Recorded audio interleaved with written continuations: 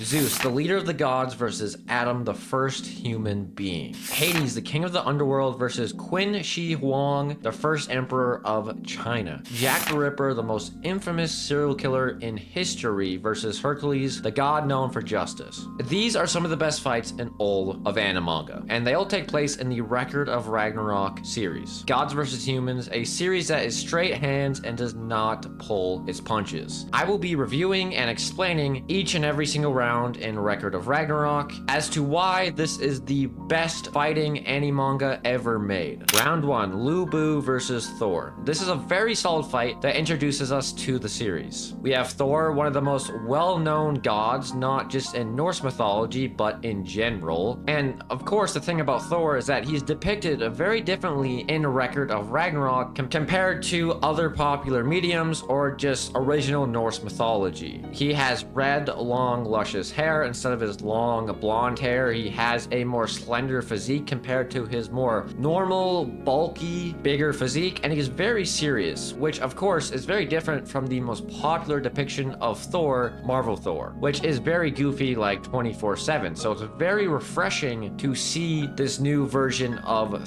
Thor. And this is a reoccurring thing in Record of Ragnarok, where we see so many humans and gods that we have seen throughout history and mythologies depicted much differently than how they are usually presented in other mediums or just in the original mythology or history or wherever they came from, which I very much like.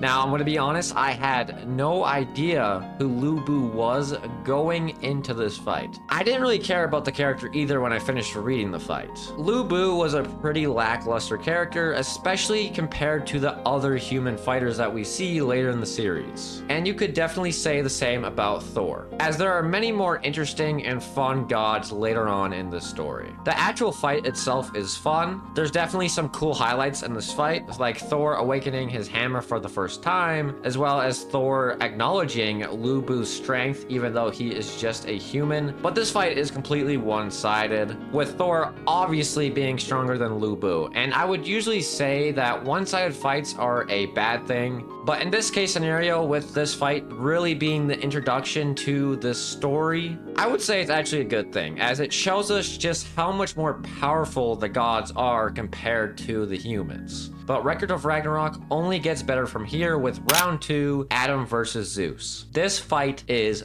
peak. Now, what makes this fight so great is actually the fact that Adam has the clear advantage over Zeus for majority of the fight, which is just crazy because of course Adam is human, while Zeus is not only a god, he's legit the leader of the gods. But Adam is just too overpowered, with him arguably having the strongest ability in the whole entire series being Divine Reflection, where basically he can copy any single attack. Even the gods are powerless against Divine Reflection, as we see in this fight with Zeus getting his ass beat, with him eventually being pushed the farthest that he has ever been pushed in his whole entire life, with Zeus ultimately winning the fight. And this has to be the worst fucking robbery I've ever seen a anime have. He should have obviously won this fight, and that is legit the only thing that I hate about this fight, is the fact that not only Adam got robbed, but also us, the audience, got robbed, as we all wanted Adam to win. Adam was the heart of this fight. His speech about protecting humanity, the classic conclusion he had, dying while still standing, and he was just so tough during this fight. This by far has to be the best depiction of Adam that I have ever seen in all of media. Zeus, on the other hand, to be honest, I am not a fan of Zeus in Record of Ragnarok. I don't necessarily hate him, but he honestly feels like an entirely different character compared to the Zeus that we all know in original Greek mythology. Like, bro doesn't even have his iconic lightning bolt. Like, how are you not gonna give Zeus his most iconic weapon, his most iconic thing about him, his freaking lightning bolt? Instead, Zeus's powers are basically just insane strength, durability, and speed, with him not having any of his iconic lightning powers or any of his abilities of controlling the weather for that matter, which really is a shame. Zeus does have one cool attack, his fist that surpasses time, but still, that's an ability so unfitting for Zeus. Zeus's actual characterization is a lot better than his abilities or powers. I'm not a huge fan of his goofiness and how he's a super old man, but I'm a lot more of a fan of how he's presented in original Greek mythology and other popular media like the God of War games. Just Just one more thing I want to touch on before moving on to the next fight is the audience. I never thought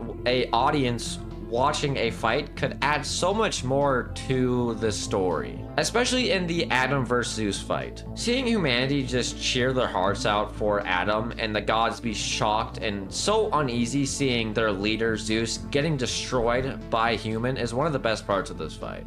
Round 3, Poseidon vs Kojiro. The first fight in the series where I actually care and like both fighters. In the first round, I didn't really care for Thor or Lu Bu, and of course in the second round, I didn't really care for Zeus. But this time around, I like Poseidon and Kojiro as characters. Poseidon and Kojiro were the perfect foil to each other, complete opposites. Poseidon, seen as the perfect god, a true representation of what a god should be, versus Kojiro, the greatest loser to ever exist. A god who never lost versus a man who never won. And this is the first time in Record of Ragnarok where a fight has a clear theme. The perfect being versus the underdog. The thing I love about this fight is how at the start, Poseidon had the clear advantage over Kojiro. But as Kojiro learned Poseidon's moves and weaknesses, he gained equal footing to Poseidon, eventually taking the advantage in the fight due to Poseidon's arrogance and ego, with Kojiro cutting Poseidon down, making this fight just so poetic. With the man who never won beating the god who never lost. And let me just say, the conclusion to this fight is one of my favorite conclusions to a fight ever. Kojiro saying his iconic line,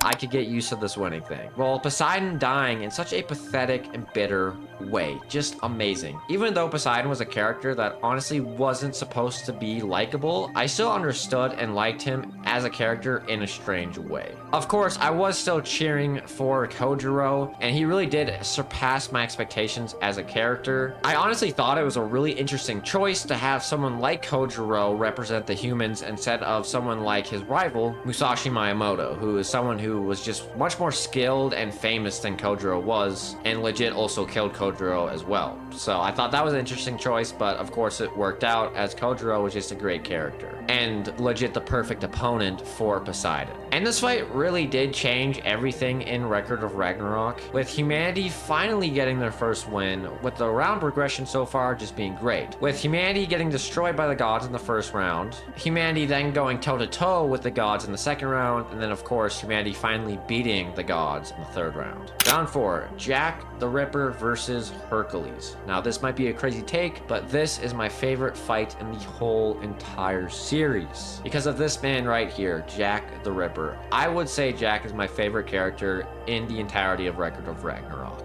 Jack absolutely carried this fight, I can't lie. Hercules was alright, he has pretty basic powers, while Jack did twist after twist after twist this whole entire fight. Like, the man legit calculated everything down to a T. This fight was so different compared to all the other fights that we saw in the series so far, and it was so refreshing to see. Jack just really did blow me away this fight, and his character was just so amazing. His backstory, where we come to feel sympathy for one of humanity's worst killers. His whole reading emotions with his eyes was actually just brilliant for the character. And not to mention, Jack probably has the best character arc in all of Record of Ragnarok. At the start, Jack was someone who only agreed to fight because he wanted to kill a god. He wanted to especially ruin Hercules, the god known for justice, the god known for his morality, make him become inhuman and evil just like him. And when Hercules stands firm in his beliefs and his ways, even in death, coming to respect and give Jack the love that he never got his whole entire life, we see Jack just gain a deep respect and gratitude towards Hercules. So the most infamous serial killer in human history gained a deep connection with another person, or a god, I guess you would say. Like, I cannot express how well written Jack really was this fight. But now getting into the other fighter, Hercules. I do think Hercules had a lot weaker characterization in writing than Jack did. I honestly found Hercules' character to be a little repetitive at times, with him always spouting about justice and morality at every single turn that he could, and it just felt a little cliche. But just like with Kojiro and Poseidon, Hercules and Jack were the perfect foil to each other. Hercules somehow manages to bring out some humanity in Jack, and Jack makes Hercules question his beliefs while also making Hercules even stronger at the same time. Hercules represented justice and Jack represented evil. But the thing that makes this fight even better is the fact that evil won in the end. Even with Hercules being a very cliche character at times, you would think that we would get the cliche ending to this fight where justice prevails over evil and the good guy beats the bad guy type of thing. But no, the ending of this fight really showed us that justice doesn't always prevail over evil. And at the end of the day, in a messed up ironic way, Jack was a necessary evil. Yes, he's a killer and a horrible person,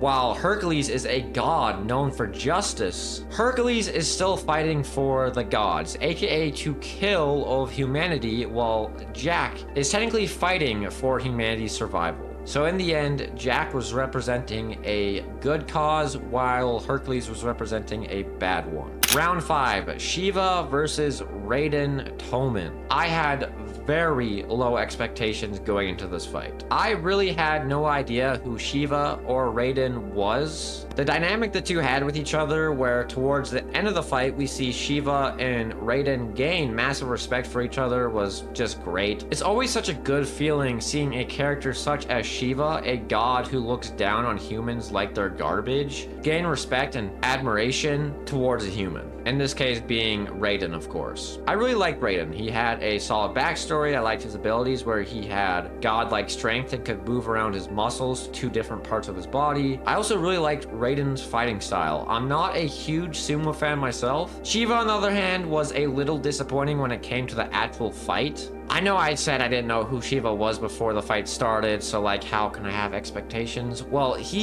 other than Loki, Shiva was the god that has been built up the most in the story so far. So I still had some expectations for what Shiva was capable of and what his abilities were, but we don't really see anything from him. His martial arts is cool, especially due to the fact that he has 4 arms, but we really only see him use martial arts, nothing else. He does use his fire ability, but we only see a glimpse of that portion of his power, so I do wish there was more to Shiva, especially considering the fact that he is the supreme god of the Hindu mythology, as well as getting built up so much for his fight. The fight was still fun but entertaining either way, very simple, a just straight brawl, hands to hands fight, which never gets old. I always love those type of fights. I would say this is the best hand to hand fight that we have seen in the series so far, but I still would have to give the crown to Adam and Zeus for that category. But now moving on to by far the worst fight in Record of Ragnarok. Round 6, Buddha versus Zerofuku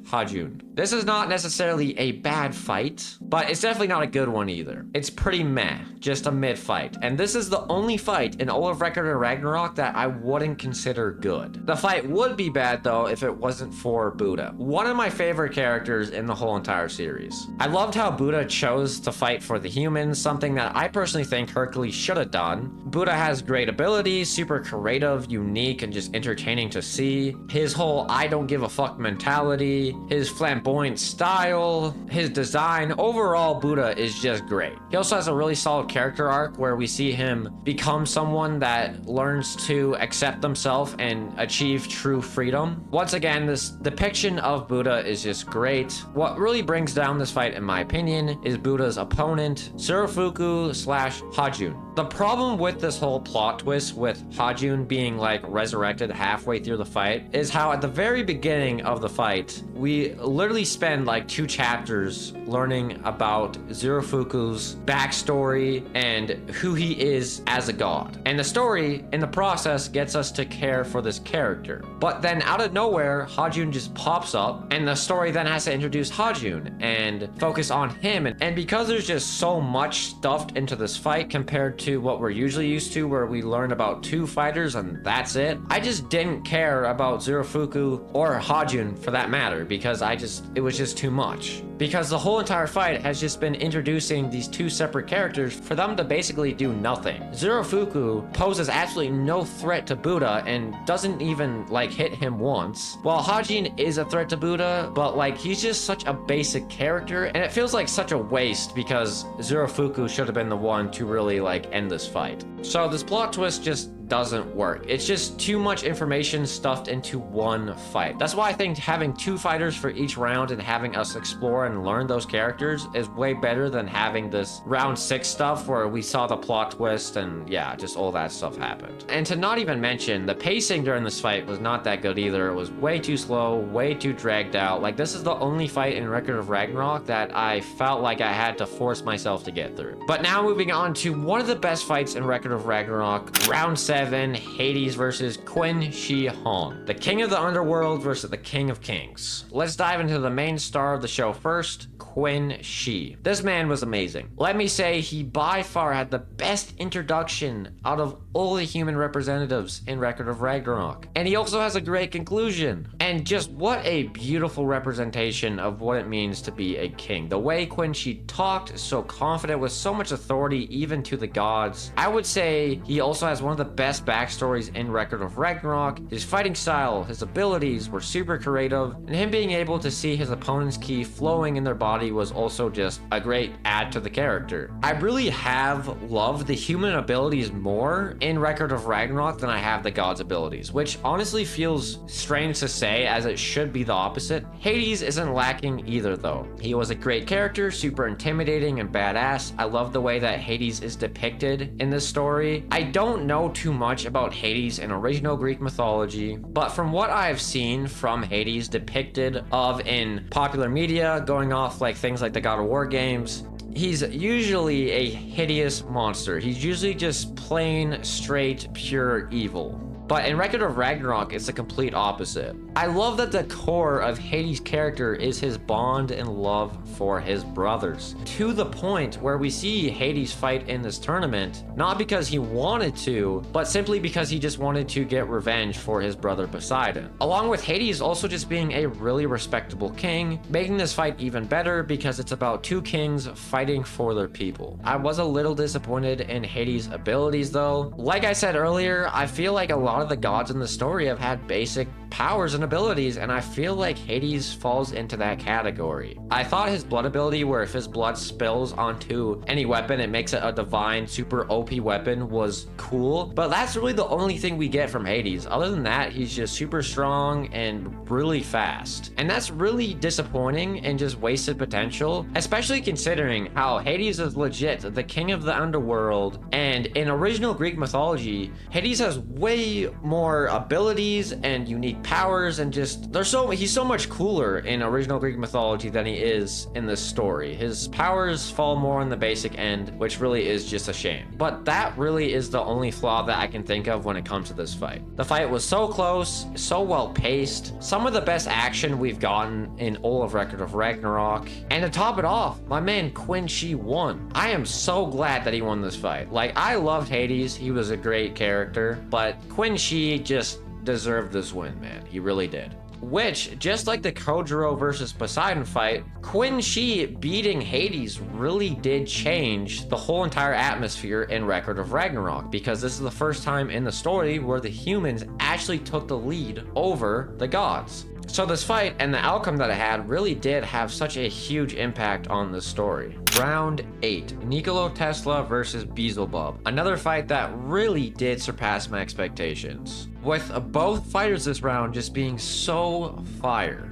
It's actually crazy how we go from Hades versus Qin Shi to Beelzebub versus Tesla. Like, all 4 fighters from these 2 fights were just peak characters. Which, up until this point, Record of Ragnarok has a track record of having one really good fighter each round, and then the other fighter is just okay, or just straight up bad, or just not interesting. But not with this round. Getting first into Tesla. My man was the perfect representation of hope. Even when Tesla was in a tight spot or losing in the fight, he still kept a huge, bright smile on his face at all times, even in death. Tesla was more worried about giving hope to the rest of humanity than the fact that he was currently dying. Just what a freaking goat, man. Tesla's characterization was peak, him being a science nerd and using that science to give humanity hope through evolution was just amazing. His abilities and fighting style were like nothing we've seen so far in the series, with him being the first character to use actual magic, or I guess science in this case. But it feels like magic, and it is pretty much magic. Just unique attack after attack from Tesla. His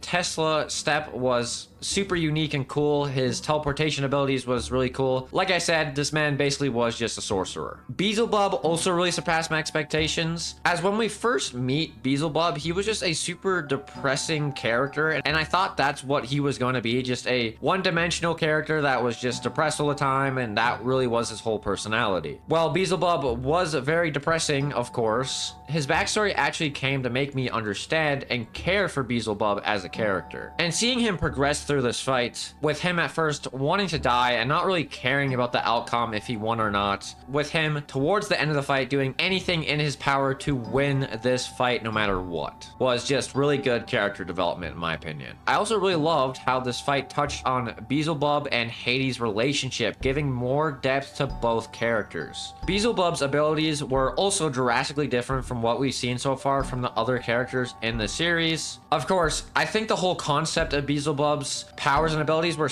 very simple, but just the way that he used them and utilized his abilities was just so entertaining and creative to watch. With Tesla and Beelzebub both having super unique, creative, and cool powers, it made for a very fun and entertaining fight, with this fight definitely being one of my favorites in the series. I really do wish that Tesla did win this fight in the end, but unlike with Adam, this fight didn't feel like a robbery. Like, Beelzebub won it fair and square, and I understand why he won it, because the author probably wants to keep him around because his character arc really isn't over. There's still so much to explore with this character. But getting back to Tesla, I think it would have been really poetic if Tesla did win, because Tesla represented hope during this fight and Beelzebub represented despair. And we already saw evil beat justice once this series, with Jack the Ripper beating Hercules, of course. So it would have been great to kind of see a switcheroo of things and see hope beat despair this time around. Anyways, two back-to-back peak fights, with round 8 and 7 just being amazing. But the question is, can we keep the streak going with round 9, Apollo versus Leonidas? Sadly not,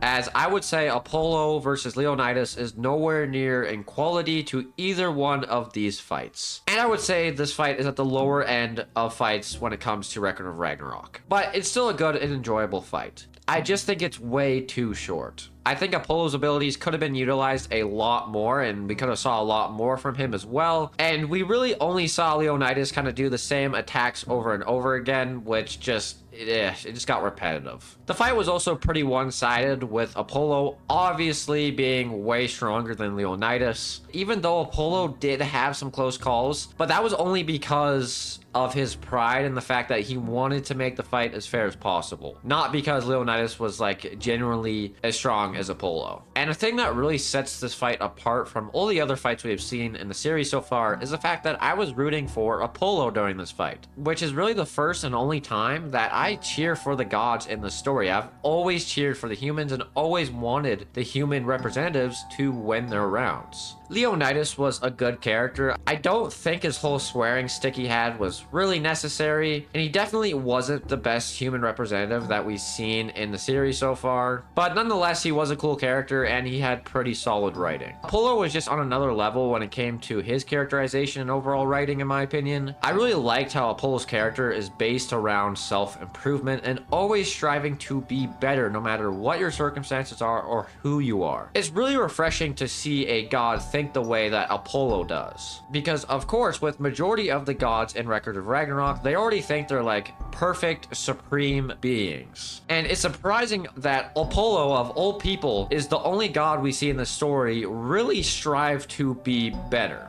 as he comes off as a narcissistic asshole when we first meet him. But of course, the more and more that we get through the fight, we learn that he's really not like that at all, and I actually came to admire him as a character when we finished the fight. It was also really good to finally see a Greek god win their battle, as the past 3 times that we have seen the Greek gods fight, they have all lost, with Hades, Hercules, and Poseidon all losing their fights. So yeah, it was just good to finally see a Greek god be done justice. Anyways, round 10, Susanoo versus Soji Okita. This fight is in the very middle of quality when it comes to the overall fights in Record of Ragnarok. Susanoo is one of my favorite god representatives. I honestly thought he was going to be some stoic badass going off his earlier scenes and just by his overall design, but I really liked how he was a huge sword nerd and just so passionate about the sword to the point where he gave up his own godhood because he just wanted to become a better swordsman. Like, you really gotta respect the man's dedication. Susanoo's backstory as a whole really was fire and one of the best when it comes to the gods in Record of Ragnarok. And I was also kind of low-key rooting for Susanoo in this fight, which once again really is strange because up until round 9 with Apollo, I have never really cheered for the gods whatsoever. I still did want Okita to win though, and I am glad that he did win in the end. Bro was a demon. I didn't really care for his backstory, to be honest, but everything else about this character was just amazing. I love the dynamic between Susanoo and Okita, 2 super strong dudes who were so passionate about the sword to the point where they dedicated their damn lives to it, battling it out. And speaking of swords, this is the first time in Record of Ragnarok that we have seen a true proper sword fight. And I would say out of any category of fight, sword fights are my favorite. And what made this fight even better was the fact that it was pretty damn creative. Of course, sword fights are always entertaining, but usually they lack a sense of creativeness. But in this fight, Okita had his demon ability where he basically could enrage himself and become overpowered for a short amount of time. And Susanoo used so many just different and unique techniques when it came to swordsmanship that we have really never seen before. With my favorite thing about this fight being the airless sword technique that we see Susanoo use at the end of the fight. A very, very cool technique, very creative and cool concept. Just, I loved it and I wish we saw more of it. Before I move on to the next round, I just want to say it's pretty interesting how Susanoo is only the 2nd god from Japanese mythology that we have seen fight in this series. Especially considering how Record of Ragnarok is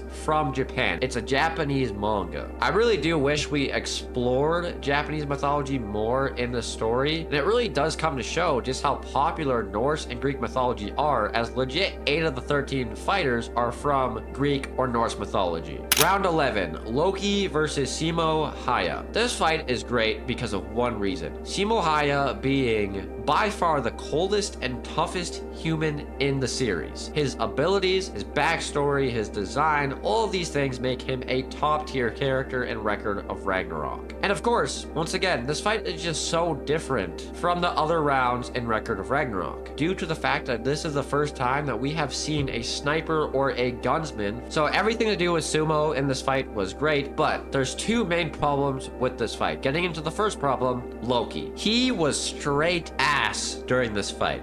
A fraud, a bum. Like, you're telling me the god we have seen the most in the series, the god that has been built up the most for his fight, had one of the worst and most pathetic showings a god has had in this story. Like, what? Loki legit just feels like a cheap version of Jack the Ripper this fight. Like, all the tricks and plots that Jack pulled off in his fight were damn brilliant. But with Loki, every single one of his tricks just failed and felt cheap. And I get Sumo was legit meant to defeat Loki, but Loki is legit the god of mischief. He is known for his tricks and his plots and his cunning tactics. So the fact that he just did nothing, absolutely nothing to Sumo, was just baffling to me. The only damage that Sumo took was legit done by himself. Like, once again, how are you going to build up a character so much for them to have the most pathetic fight in all of Record of Ragnarok? Like, it just pisses me off. It honestly feels like the author of this manga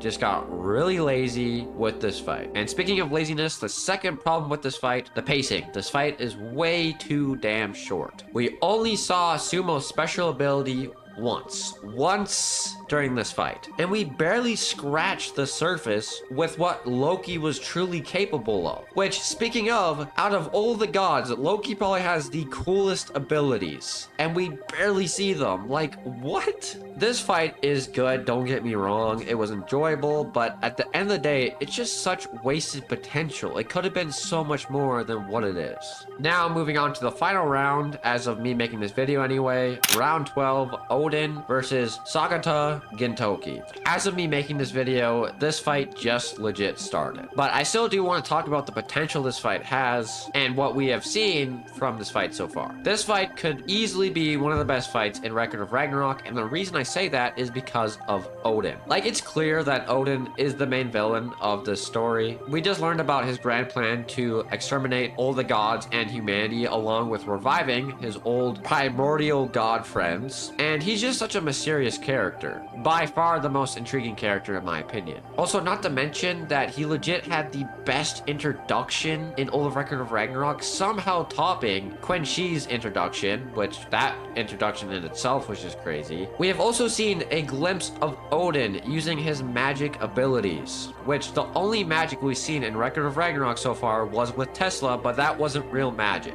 So the potential that Odin has with this fight with his magic abilities is just crazy. But the main thing that will bring this fight down, in my opinion, is the fact that we all know Odin is gonna win. The gods have to win this fight to move on to round 13, and I doubt the authors of this story wouldn't push it out until the final fight or final round. And as I already mentioned, Odin is the true villain of Record of Ragnarok, and with us learning about Odin's true goals, along with the true history of the gods, it seems as though Ragnarok is going to be more than just this tournament section of the story. It feels like it's going to have a part 2 of some kind, or another big arc that is just a all-out war arc, with Odin, of course, being the main villain of that arc. Which, of course, I'm not complaining about that, because as I've made it very clear, this is like my favorite fighting manga of all time, and there's just so much potential in the series for a giant war arc, so I think it's going to happen. Kintoki will probably put up a good fight against Odin. I think it will be a fun and interesting, somewhat close fight, but at the end of the day, I think Odin's got this in the bag. Now on to the rankings. 12th place, this should be obvious. Kintoki versus Odin, simply because as of me making this video, as I've mentioned, we've barely seen anything from this fight, so I just automatically gotta put it last. 11th place, the real last place in my opinion, Buddha versus Zerofuku